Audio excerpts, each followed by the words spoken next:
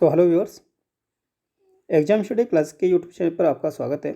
और एक बार फिर जो हमारी ये वीडियो है लेखपाल के लिए है और इसमें हम ग्रामीण परिवेश से संबंधित 50 प्रश्न देखने वाले हैं। 50 प्रश्न हम ऑलरेडी इससे पहले पार्ट में देख चुके हैं और आज हम 50 प्रश्न भी इसी में देखेंगे जो यूपी SSC लेखपाल वीडियो के लिए महत्वपूर्ण है और यूपी राजस्व, चकबंदी लेखपाल और अन्य सभी ग्राम समाज की परीक्षाओं के लिए बहुत ही इंपॉर्टेंट प्रश्न होंगे। तो चलिए फिर शुरू करते हैं बनाइए सेशन। और जाने से पहले आपसे एक रिक्वेस्ट है, अगर चैनल पर पहली बार विजिट कर रहे हैं तो प्लीज़ चैनल को सब्सक्राइब करें और साथ ही साथ बेल आइकन प्रेस करें जिससे कि हमारे वीडियो का नोटिफिकेशन आपको सबसे पहले प्राप्त हो जाए। तो देखिए, पहले ही स्लाइड पर आपको 3 प्रश्न हैं और तीनों प्रश्नों के आंसर नहीं हैं, तो इन प्रश्नों के आंसर हम बताएंगे। देखिए, पहला जो प्रश्न है वो है लेखपाल कौन होता है।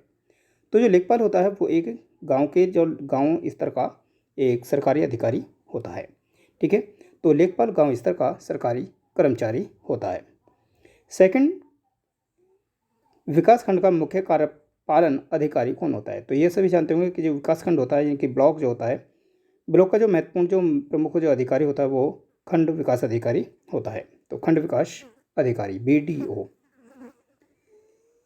क्वेश्चन नंबर 3 है, उत्तर प्रदेश के लोक सेवा आयोग द्वारा चयनित खंड विकास अधिकारी का प्रशिक्षण कहाँ होता है।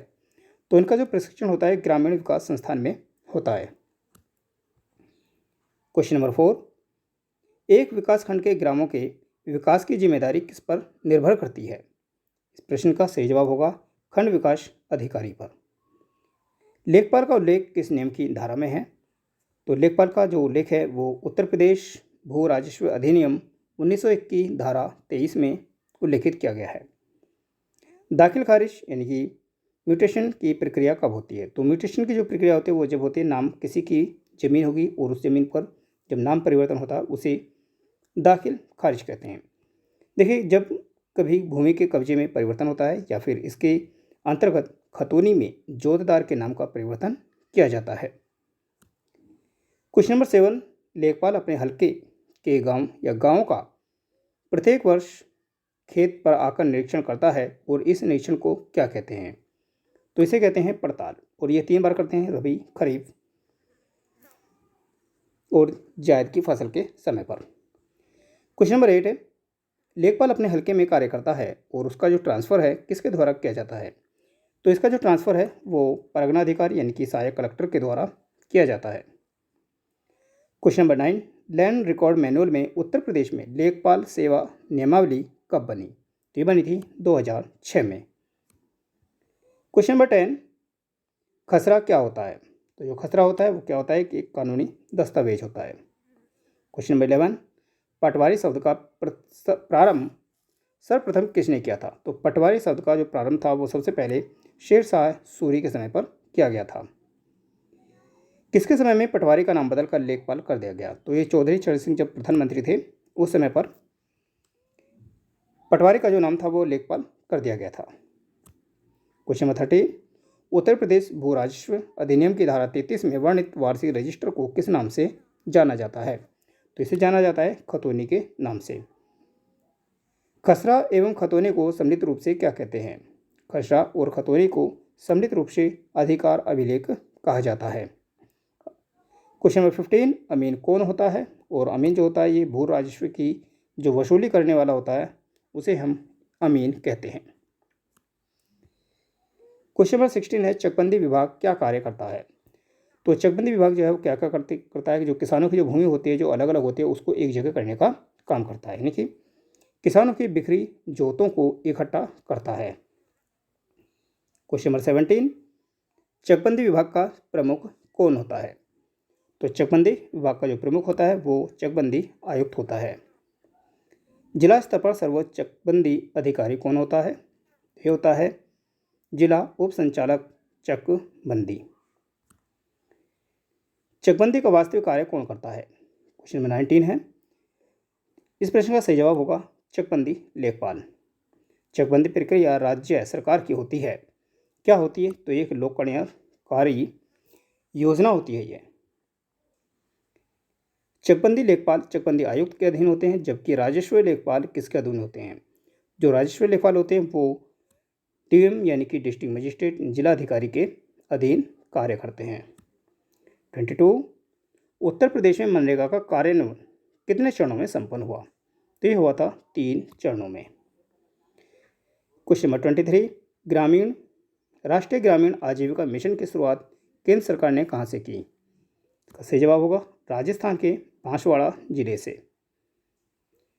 ग्रामीण क्षेत्रों में निर्धनता निवारण के लिए एक राष्ट्रीय ग्रामीण आजीविका मिशन की शुरुआत केंद्र सरकार ने कब की? तो इसकी शुरुआत की थी 3 जून 2011 को। ये प्रश्न याद रखेंगे, इंपॉर्टेंट प्रश्न है यहाँ से।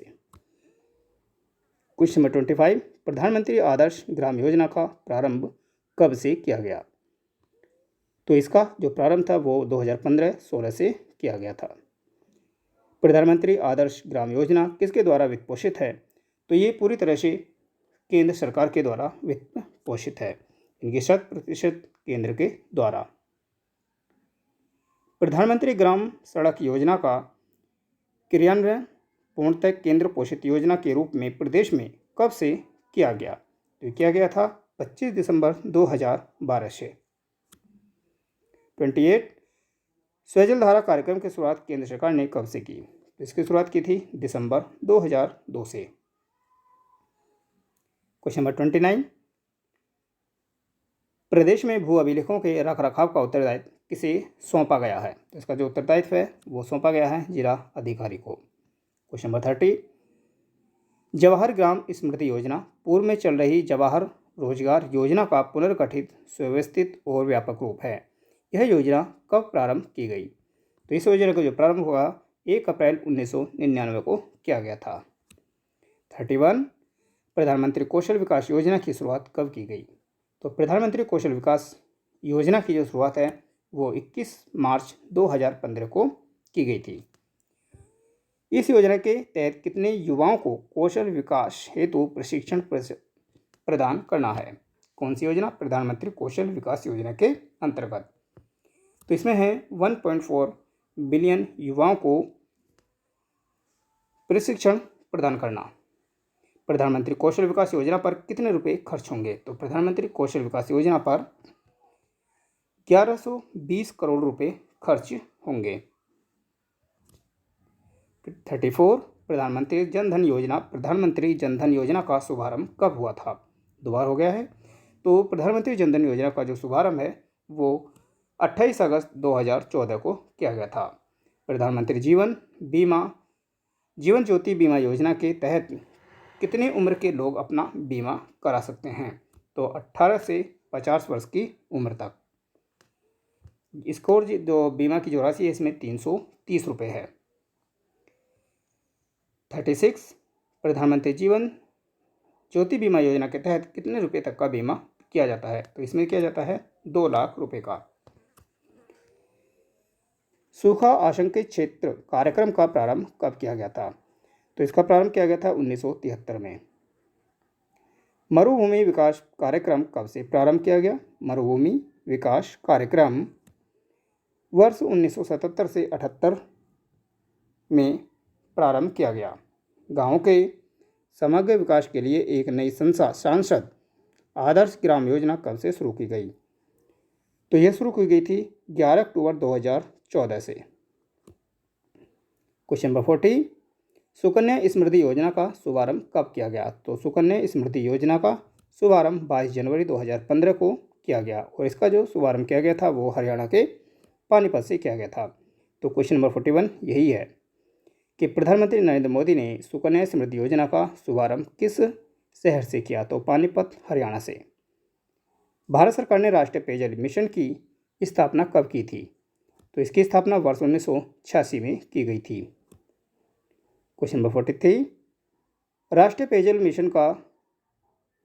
पेयजल मिशन का नाम बदलकर राजीव गांधी पेयजल मिशन किस वर्ष किया गया? तो इसका नाम किया गया था वर्ष 1991 में। राष्ट्रीय खाद्य सुरक्षा योजना की शुरुआत किस वर्ष की गई थी?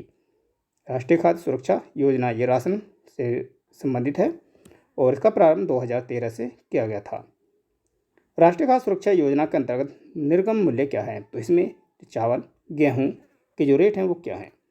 देखिए, इसमें चावल 3 रुपये प्रति किलो, गेहूं 2 रुपये प्रति किलो और मोटा अनाज 1 रुपये प्रति किलो निर्धारित है। क्वेश्चन नंबर 46, भारत में स्वच्छ भारत मिशन की शुरुआत कब की गई। तो इसकी शुरुआत की गई थी 2 अक्टूबर 2014 से। नमामि गंगे क्या है। तो नमामि गंगे गंगा के संरक्षण से संबंधित है। तो यह गंगा की सफाई और संरक्षण से जुड़ा एक कार्यक्रम है। क्वेश्चन नंबर 48, प्रधानमंत्री रोजगार सृजन कार्यक्रम की शुरुआत कब की गई। तो इसकी शुरुआत 15 अगस्त 2008 से की गई थी। क्वेश्चन नंबर 49, 1,000 का अटल पेंशन योजना के तहत कितने उम्र से पेंशन मिलना शुरू होगी। तो इसमें अटल पेंशन योजना है जिसमें हम मंथली कुछ पैसा इन्वेस्ट करेंगे और जब हमारी उम्र 60 वर्ष हो जाएगी तो वहाँ से हमें 1,000 मिलना प्रारंभ हो जाएंगे। तो इसमें 60 वर्ष की उम्र। प्रधानमंत्री रोजगार सृजन कार्यक्रम में पूर्ववर्ती किन 2 योजनाओं का विलय किया गया। तो इसमें विलय किया गया था प्रधानमंत्री की रोजगार योजना और ग्रामीण रोजगार सृजन कार्यक्रम का विलय किया गया था। तो ये हमारे 50 प्रश्न थे ग्रामीण विकास और समाज से, जो लेखपाल या वीडियो की परीक्षाओं के लिए बहुत ही इम्पोर्टेंट है। तो अगले वीडियो में फिर मिलते हैं, तब तक के लिए धन्यवाद।